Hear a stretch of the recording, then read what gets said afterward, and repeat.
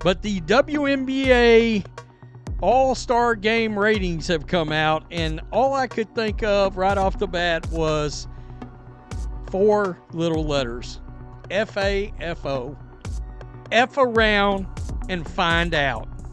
You bleep around and find out what this league looks like without Caitlin Clark being involved in your biggest events. The numbers are in, and the WNBA just got slapped with the kind of reality check nobody in the league office wants to talk about. The All-Star Game ratings have been released, and let's just say, if anyone thought this league was ready to survive without Caitlin Clark front and center, they just found out the hard way.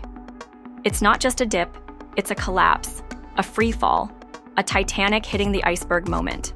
Because the second Clark went down, the WNBA's audience went down with her. The league gambled that it could push ahead, act like everything was business as usual, and the fans would stick around no matter what.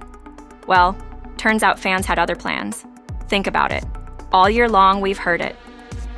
Real fans aren't just tuning in for Caitlin Clark. That was the narrative. Given Clark's unprecedented star power, her being confined to the Fever's Gainbridge Fieldhouse sidelines was always going to impact ratings, and she was actually there. It was her team. And the fans sent a clear message. The media personalities, the league mouthpieces, even some players tried to shame the new wave of fans, claiming they weren't authentic if they only cared about Clark. But when Clark's quad strain took her off the floor, the truth hit like a thunderclap. Viewership didn't just slide, it dove off a cliff without a parachute, and the receipts are everywhere. Let's start with tickets. A Fever versus Sky matchup, Clark versus Angel Reese, the game everybody circled on their calendars before the injury. You couldn't get in the building without dropping at least $86. After the news broke, that same ticket was going for $25, 71% gone overnight. That's not just a dip in demand. That's a market correction so brutal it should be studied in economics classes. But the on-court picture isn't any prettier. So lads, the All-Star ratings were confirmed, and I have to say, not ideal. Not ideal for the WNBA, and I'll take a look. So, the WNBA All-Star Game had 2.19 million viewers. Like, we can't forget last year peaked at over 4 million. This, in fact, is less viewership than an average Caitlin Clark game. The New York Liberty are balling out. They're the best team in the league, stacked with stars playing elite basketball. And when they squared off against Angel Reese and the Chicago Sky on ESPN, a primetime slot, marquee matchup, one of the biggest markets in the country, only 600,000 people tuned in. 600,000. For perspective, that's less than half the viewership of a random midseason Fever game with Clark. The league can spin it any way they want, but fans just aren't buying the product when its biggest draw isn't on the court. And here's where the hypocrisy stings. Last season, new fans were mocked, told they weren't real supporters. But those same fans were pumping life, energy, and dollars into this league. Now that they've walked, the WNBA suddenly looks like a demo version of professional basketball. Hollow, underwhelming, and struggling to convince anyone to stick around. But it wasn't just Clark. The injury bug hit like a plague. Angel Reese, out. Sydney Colson, out. Aari McDonald, out. Lexie Hull, out. The stars aren't just missing, they're vanishing in droves, and fans can see it. Every game feels less like a battle for wins and more like a survival test. 5 minutes. This should be a straight up wake up call.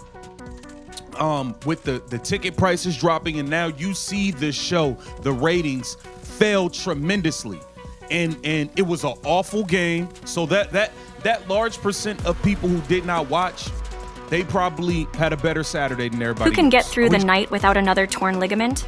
And the officiating? Don't even get me started.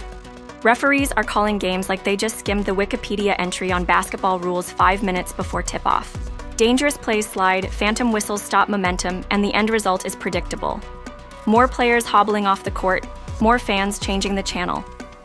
The All-Star Game itself, a complete disaster, down 40% from last year. 2.19 million viewers compared to over 4 million the season before. Think about how wild that is.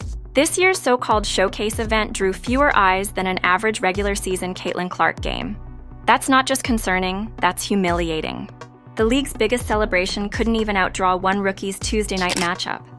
I'm not going to ignore, nor am I going to take my eyes off of what transpires with the WNBA over the next 2 weeks while Caitlin Clark is out with the quad And the strain. ripple effects are everywhere. Arenas are half empty, crowd energy is flat. Fans who used to erupt on every big play are now politely clapping like they're at a golf tournament. Broadcasters are trying to fake hype into mid-range jumpers, but you can hear it in their voices. Without those magnetic personalities, there's nothing to sell.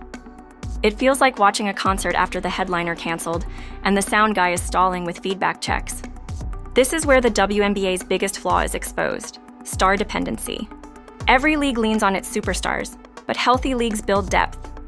The NBA can lose a LeBron, a Steph, even a Giannis, and the machine keeps rolling because rivalries, storylines, and secondary stars are waiting in the wings. The WNBA? It's Clark, Reese, maybe one or two others, and that's it. Keep shrinking. In the three-point contest or the All-Star Game, both of which she was planning to do because of a groin injury. This goes right to the Indiana Fever management and leadership as well. Better know whatever consequences the WNBA suffers from Caitlin Clark not being around, as will you. The marketing team hasn't built up new names, hasn't crafted new rivalries, hasn't done the legwork to make every game feel like an event. So when those stars disappear, so does the league's relevance. Sponsors are noticing too.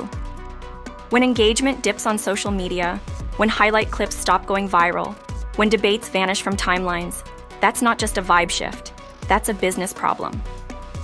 Companies that once saw the WNBA as a hot rising property are suddenly wondering if they invested in a bubble.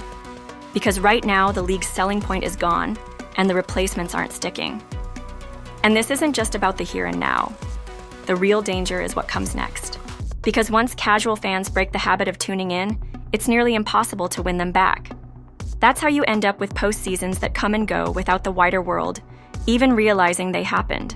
That's how you end up with championships that register as background noise instead of cultural moments. And it was also reported that the Indiana Fever television viewership is also down over 53%. Now, I know a lot of us were expecting some sort of dip since Caitlin Clark has been out with injury, but I don't think all of us were expecting the entire viewership of the entire WNBA to be down. That's how a league slides into irrelevance. Not because the basketball is bad, but because nobody's paying attention anymore.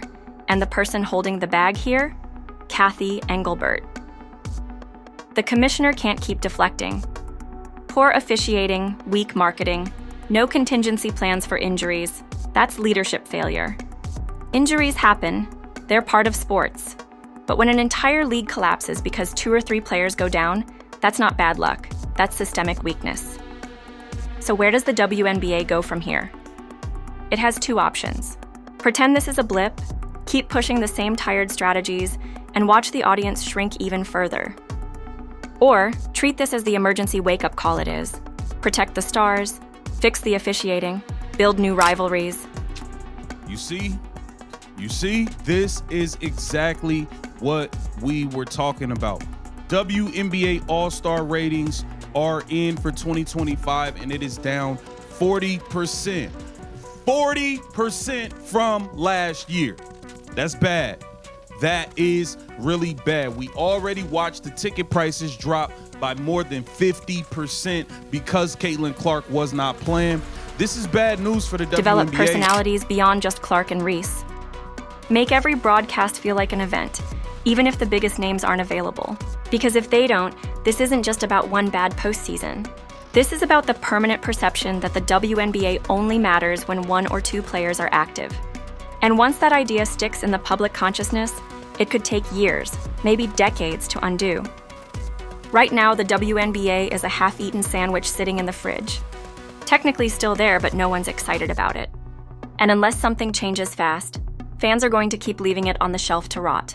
The message is clear: this league doesn't just need tweaks, it needs a reinvention. Urgently, because the worst-case scenario is already happening, and the clock is ticking.